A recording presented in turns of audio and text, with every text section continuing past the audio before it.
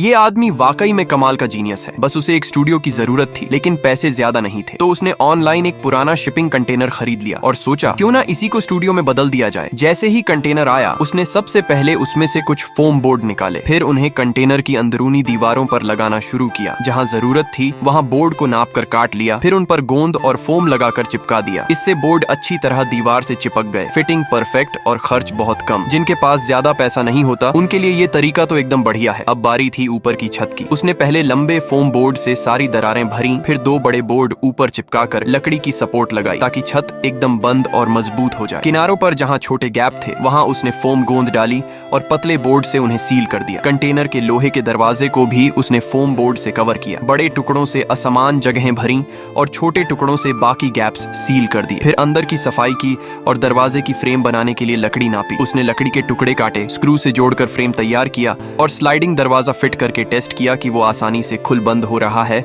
या नहीं। सब ठीक था तो उसने दरवाजे को पूरी तरह स्क्रू से कस दिया। इसके बाद उसने कंटेनर के अंदर प्लास्टर बोर्ड लगाए। जैसे ही पूरा अंदरूनी हिस्सा प्लास्टर बोर्ड से ढक गया, कंटेनर और भी मजबूत और सुंदर लगने लगा। जहां बोर्ड आपस में जुड़े थे वहां उसने पुट्टी लगाई, टेप चिपकाई और दोबारा पुट्टी भरकर उसे समतल किया। फिर सैंड पेपर से सारी सतह को स्मूथ कर दिया। अगली सुबह वो बाहर आया और मशीन से कंटेनर की दीवार में एक चौकोर हिस्सा काटा। फिर उसने अंदर और बाहर दोनों तरफ फ्रेम लगाकर एक एग्जॉस्ट फैन इंस्टॉल किया ताकि हवा का आवागमन बना रहे। इसके बाद फर्श पर ऑनेल पेपर बिछाया ताकि पेंट या टूल्स से नुकसान न हो। अब पेंटिंग की बारी आई। पहले उसने दीवारों पर सफेद पेंट किया, फिर ऊपर की तरफ गहरा रंग लगाया ताकि अंदर का लुक और गहराई वाला लगे। जहां 2 रंग मिलते थे वहां टेप लगाई और साफ सुथरा फिनिश दिया। जब पेंट सूख गया तो टेप हटा दी। उसने दीवारों पर दोनों तरफ ब्रैकेट्स लगाए और उन पर लकड़ी की शेल्फ्स फिट कर दी। स्क्रू से कसकर 2 मजबूत वर्क प्लेटफॉर्म बना दिए। जमीन पर भी ब्रैकेट्स फिक्स किए ताकि काम करते समय कोई हिलडुल न हो। उसने दीवार पर कुछ पैटर्न स्प्रे किए